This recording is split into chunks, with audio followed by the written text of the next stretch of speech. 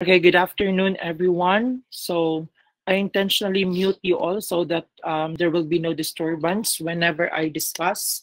So I already assigned someone from your class to admit your classmates whenever they enter to the Google Classroom.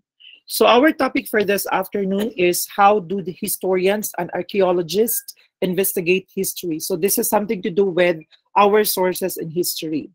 Now, it's very vital and important to all of us to understand what are the sources and what are the evidences used in making history. So, as we all know, history is the documentation of the past events so that we will be able to understand our present time and we will be able to project our future in our based on our circumstances that had happened in the past. So, in our understanding of the past, it is truly important that we all know where we come from, what are the different things that made us in the present, so that we will be able to understand who we are as an individual and as a nation. So, history is investigation. So, kabalo mo tanong unsa ang term nga investigation. So, when we speak of investigation, it speaks of what? It speaks of research. Yes. So the word history comes from the ancient Greek word historia. So historia, which means investigation. Investigation means understanding that history is an ongoing investigation or inquiry. So it is the key to this subject. So when we say ongoing investigation, still we are on the process of making sure and making accurate investigation of as a gitagagikan as a country and or as people in the context of the global aspect. So history class is about thinking, understanding, and developing research and other skills that are useful in life. No? Remember of these words, thinking. So when we engage into history, we need to think, understand, and develop our research. Dili pwede class nga mangunsa rata kanang magtuo-tuo rata og mga storya without taking into consideration if naabatay gitawag nato nga research skills. It's very important that we have to develop our research skills. So that's one of the things that we need to learn from history. Now, who are these historians, class? The historians use all the tools. These are the people who study and apply the historical techniques and skills in understanding our society. So historians use all the tools of science, math, literature,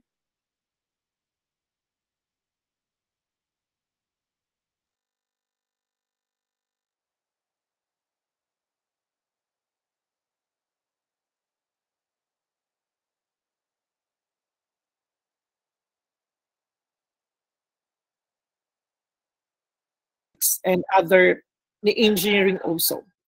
In this way, class, if we will ask why is it history is using different tools, where in fact history is different from math, different from science, economics, and geography, we have to remember that in this way, historians are like time detectives. Why time detectives? Because we from different aspects of time, especially in the past, so that we will be able to have a lens and a clear vision of the past so we could narrate and describe them in the present time. So to continue with the concept of history as an investigation, historians also class use an inquiry approach. O sabot sa inquiry approach, we ask questions and these questions are being answered. This serves as our guide in answering them. Inquiry approach when they investigate controversies and mysteries of the ancient past. We are not witnesses of the past events. No, that is why it is our duty to really quest and to research about our past. Example, they conduct research to gather evidence from a range of sources. They also evaluate the usefulness of the sources and analyze the evidence they gather from them. So class, in many cases, when investigating the ancient past, some of the events missing. No?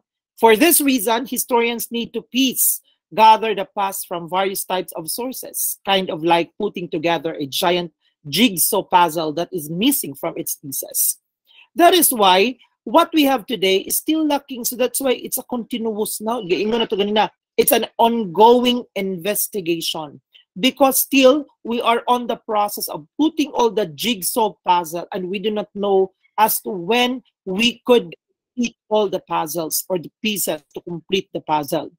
So kung sila kasulat karon sa history, we need to still question it and revalidate it if that is really true. For example, di ba in our elementary and high school, asa gani na conduct ang first Christian Mass, di ba? According to history book, it was held in Limasawa in Leyte.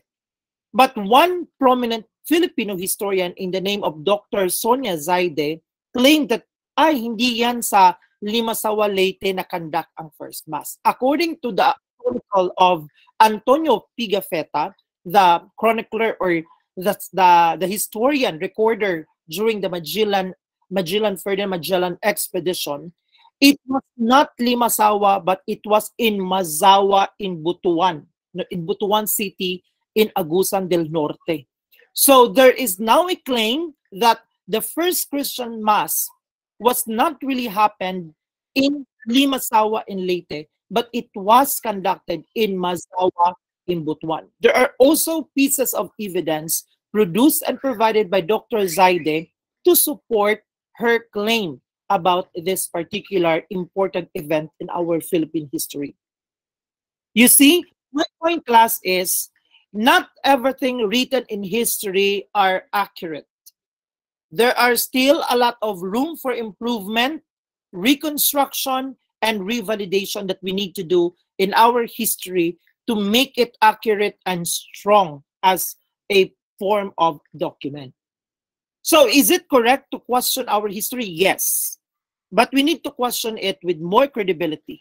We should not question it based only on chismis. No?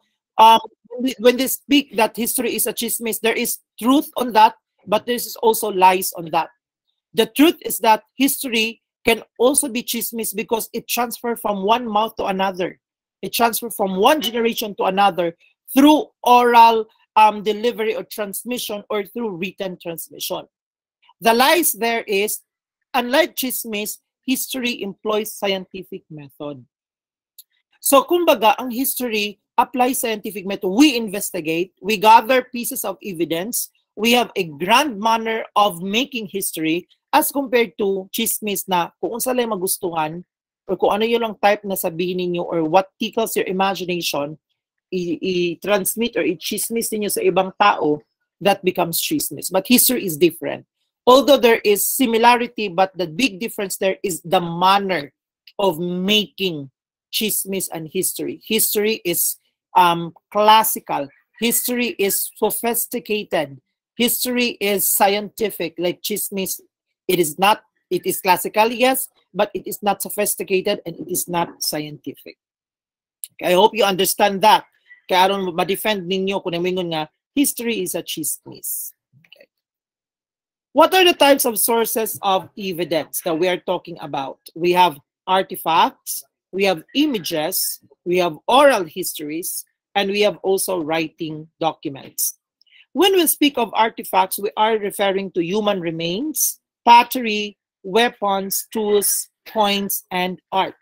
Let's say, for example, when I traveled to Butuan, ang Butuan is dako kay na siya nga city, but in the middle of the city daghan kay dira og kanang mga seashells. Everywhere you go na mga seashells dira. So kini nga mga remains or artifacts ang seashells, we could create a conclusion na kining Butuan di ay submerged from the water kay na may mga seashells, mga big and giant seashells dire nga kung imo siya i-carbon date, mas tigulang pa siya sa uban nga mga artifacts. It dated for 500 to 1,000 years already. So, ang conclusion na sa mga historians na 500 to 1,000 years ago, ang entire Butuan City was submerged in water. That is why na ay mga seashells and clams nga makita dira. So pag emerge niya, nangamatay to kawa na may tubig. Okay. Some other examples based on artifacts class na when they dig up a particular cave na mga unsa dito mga lubnganan, nakakita sila itong mga plato ug kutsara, and this plato ug kutsara 20,000 years na siya. So unsa man ang conclusion sa mga historians na ang mga tao di ay 20,000 years ago gagamit na og plato og kutsara, no? Kay mo may lang nakita dito sa ilahang mga remains or artifacts. Now when we speak of images class, it's the use of photograph or picture. Before natay mga films, karon natay cell phones. Very important na karon ang cell phones kay daghan na kay siya pwede mabuhat, like documentation of taking a picture or taking a video. Oral histories, mo ning gitawag na tog chismis, no? It transferred from one generation to another.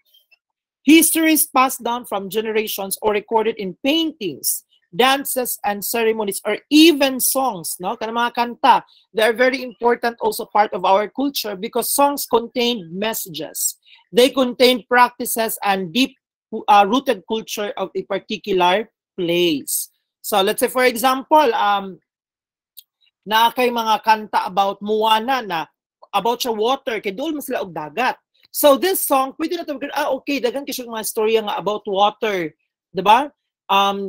Sa ating mga line dito, meet the sea, they call me. So ang mga dagat di ay gatawag sila. So in another words, kini sila mga seafarers ni sila or mga mangingisda because of the song. So that's why important kayo ang oral histories also because they can be source of history also in understanding and creating narratives of a particular culture.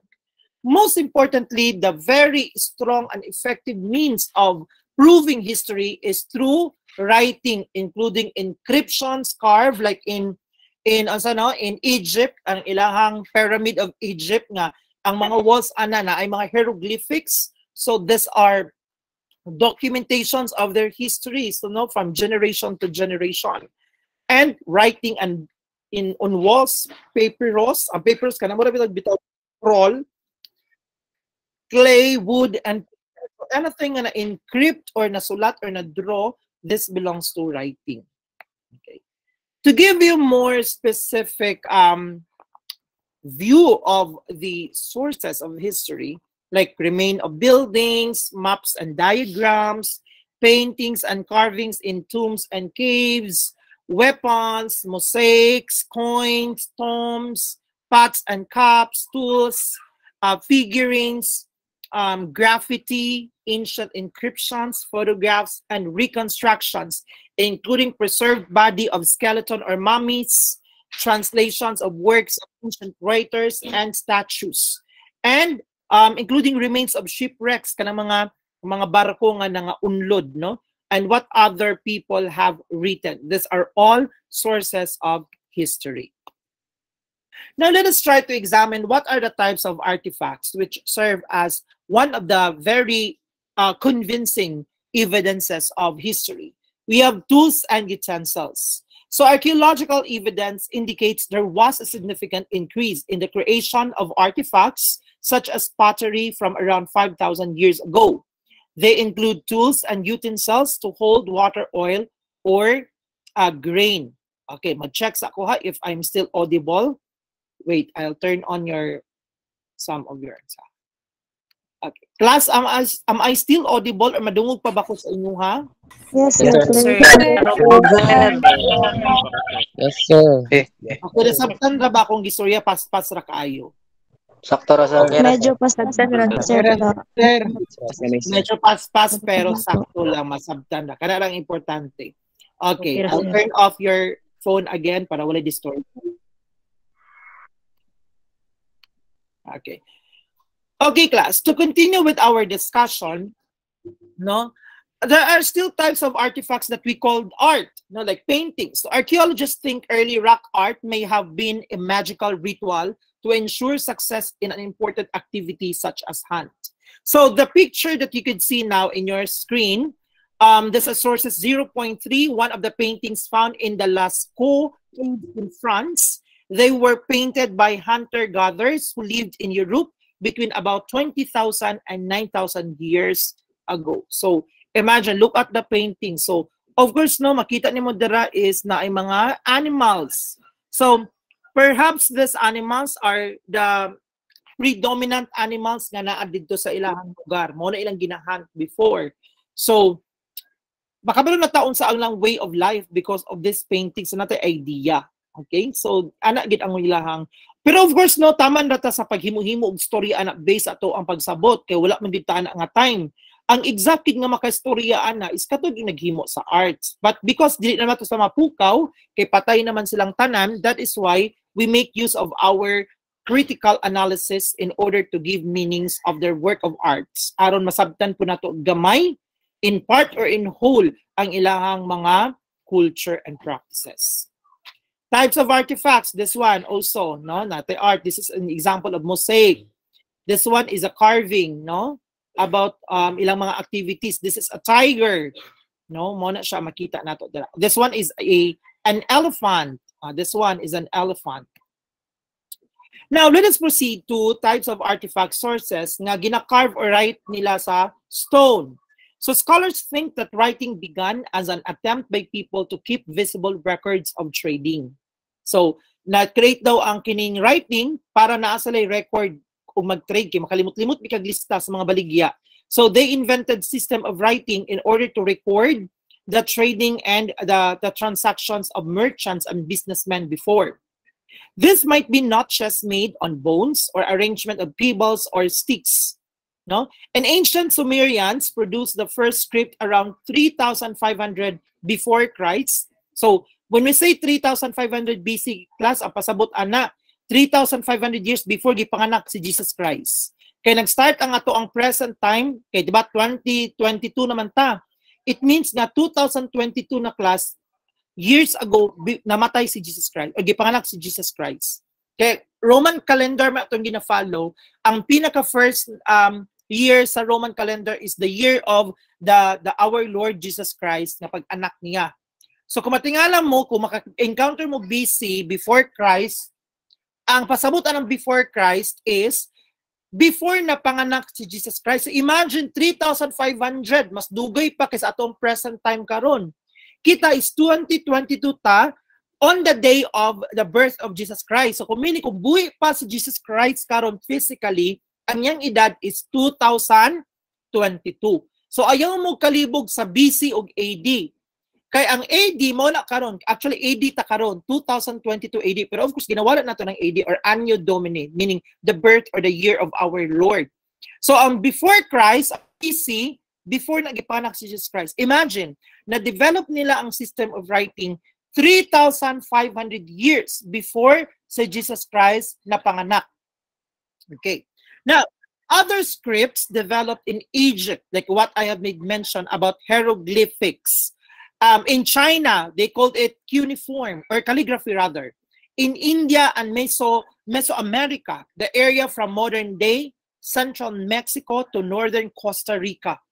So, class, as scripts developed, the more privileged people in different societies might have had inscriptions made on their tombs. Or kanang muintag tombs, lubnganan na nila ha, kanang ilang mga lubnganan. These inscriptions, kanang inscription mga sulat-sulat, as well as tomb painting and figurines, have provided historians with a wealth of information about the belief and everyday lives of ancient people. So, this is what I have been mentioned earlier nga. Giuklab nila ang patayng katong orag kabaong sa usa ka patay na for 20 years ago na.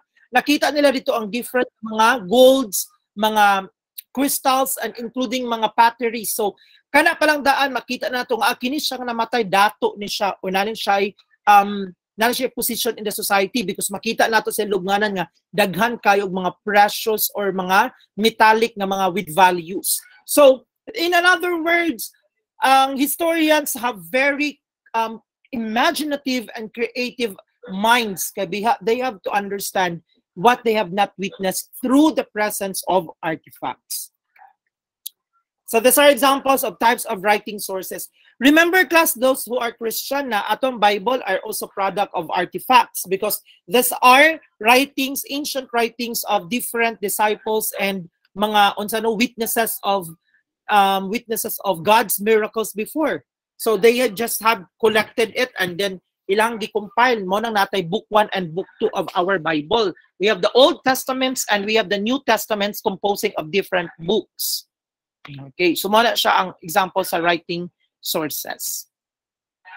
What are types of oral sources? So oral sources, kita ninyo no, rituals, ceremonies, natay mga events or paintings. So these are examples of oral sources.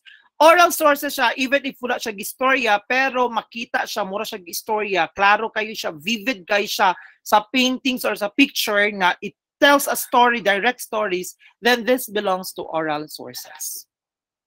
When we speak of type of images, class, as you can see, these are images during the launch of World War I and World War II, so black and white pa siya. But this is very important sources of history because they document during the past events. No, we have at least a picture of what had happened before and unsa ang ato natay glimpse of from the past, kumbaga.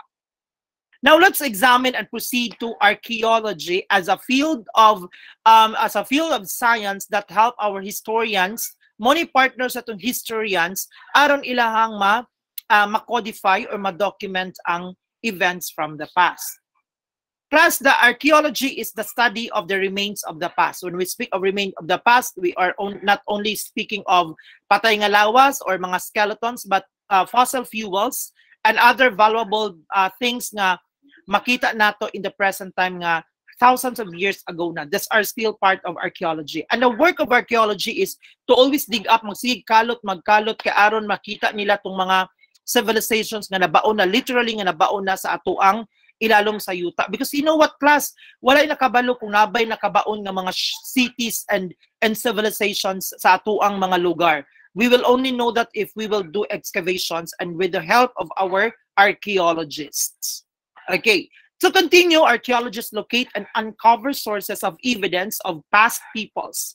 So this can include skeletal remains, the ruins of buildings and tombs, artifacts they made such as pottery, weapons, tools, and coins, inscriptions and stone carvings, and rubbish dumps, or what we call maidens. Okay, so this is an example of kinag-submerge ng civilization. Ilan ang gisalom sa dagat aron makita nila tong mga remains. As you can see, na mga pots there, no? Archaeologists exploring the wreck of a ship that sank in the Mediterranean Sea during the 11th century. So perhaps kining mga potteries nga nakita ninyo nga naunlod nga sa barko, ibaligya unta ni siya or gipalit ba ni, we do not know asa ni paingon, pero one thing, trading ships ni siya. Now, speaking of excavating or pagkalot of archaeological sites, most sources found on land are buried. So they might be covered by soil from floods or by sand blown by the wind or overgrown by dense jungle. So, mo na yung gingon sa inyo nga, base og naanay mga natabunan nga mga civilizations or mga remains na importante kay sa ato ang understanding of the past, sa ilalom sa itong mga yuta. So, through excavations or pagkalot, they could discover many things. So some lie beneath other buildings built other time on the site. So ang uban ana natukuran nag building lalo ana untouched pa. So it takes a lot of time na pud para ato makatrigger ta nga makalot na siya.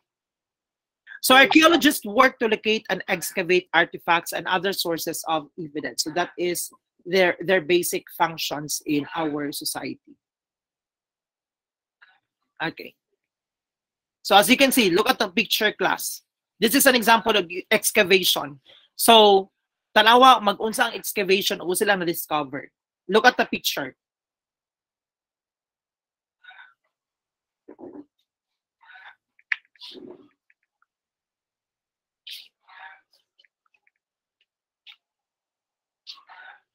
Okay. So, once archaeologists have located an historical site, the thing may provide important artifacts and information about the past. So it is roped off from the public, and these rights are referred to as archaeological digs. So mo na siya nakita niyo sa picture, class. Now, when excavating an archaeological dig, great care is taken to remove the overlying rocks and dirt, sometimes even using teaspoons and small brushes. So, dili pwede nga pala ang gamitin sa pag-dig up, but brushes nga gagmay kaayo class kay pras ang anak magamit pala mga buak, dili lisod na kay preserves. So, unsa yung makita dira sa pictures, these are the discovered na mga items during sa excavation. Like the Calyx crater, the Terracotta Army in China, nga ang lubnganan silang king na ay thousands of statues sa mga soldiers because they believe nga kinanglan baskin pag namatay na dapat bantayan gyapon ang ilang king. We have the Oino K wine jug. So this is a jug of wine, no? And we have the Shabti.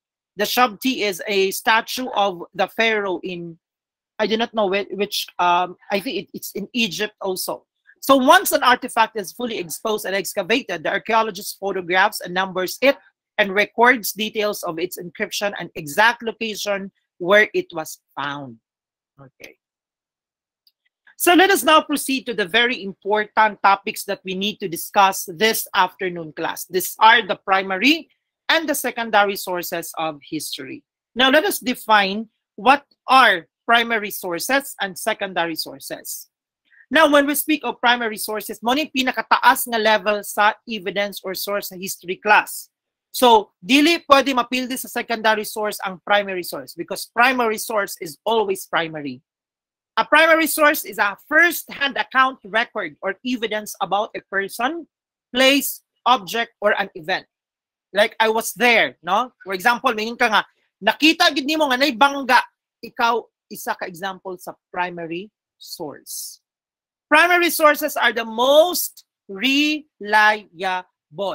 Let's say, for example, ingon ni Maria na nabanggaan daw siya, unsa man ang imong source, secondary na ka. Dili ka first or primary. Because ang primary, katugid si Maria nga nakakita kuno. So, kailangan i-check yun. Now, the secondary source is an account, record, or evidence that comes from an original or primary source. Example, ani mga libro. No, kay mga libro according to the theory of Anana. So, kanang mga according kanang libro, mga newspapers and mga reporters or banang video reports, these are part of secondary source class. Kinahanglan makabalo mo unsay kalainan sa primary ug secondary aron makabalo mo unsay mas tuhuan ninyo. Dili kay tuhuan ninyo ang secondary, inyong pagsadon ang primary kay di mo ganahan sa primary nga source. Okay? So that's very important. These are the list of primary sources. Okay, try to read them one by one.